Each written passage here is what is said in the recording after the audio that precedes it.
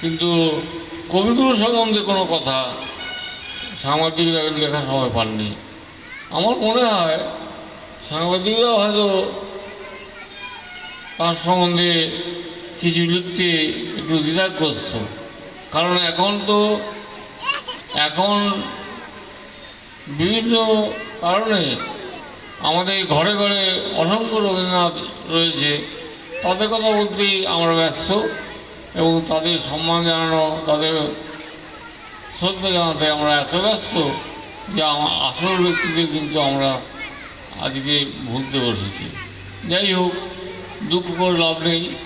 আমরা প্রতিবার ব্যক্তি যারা মনে প্রাণে রবীন্দ্রনাথের অনুগামী, এইখানে শ্রদ্ধাকুটির প্রণাম জানিয়ে দু একটা কথা বলবো। এ বিষয়ে বিস্তারিত বলা, ব্যাখ্যা করার লোক আছেন, আমি শুধু উপস্থাপনা করি, আমার বক্তব্য সম্পন্ন করব। সাহিত্যিক, সমাজদরদী, মানবতার পূজারী, প্রাচ্য পাশ্চাত্য শিক্ষার সমন্বয়কারী রবীন্দ্রনাথ বিভিন্ন সময়ে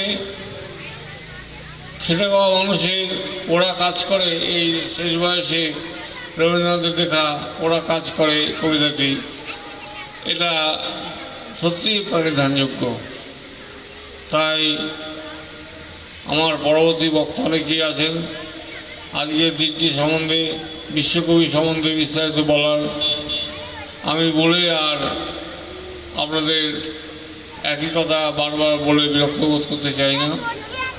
আশা করি আমরা যে কদিন বেঁচে আছি আমরা আপ্রাণ চেষ্টা করব নিজেদের রবীন্দ্র ভাবনায় নিমজ্জিত করতে বা অন্যদের রবীন্দ্রনাথকে বোঝা এবং বোঝানোর চেষ্টা মানুষকে আমরা করব। এটুকুই বলতে পারি।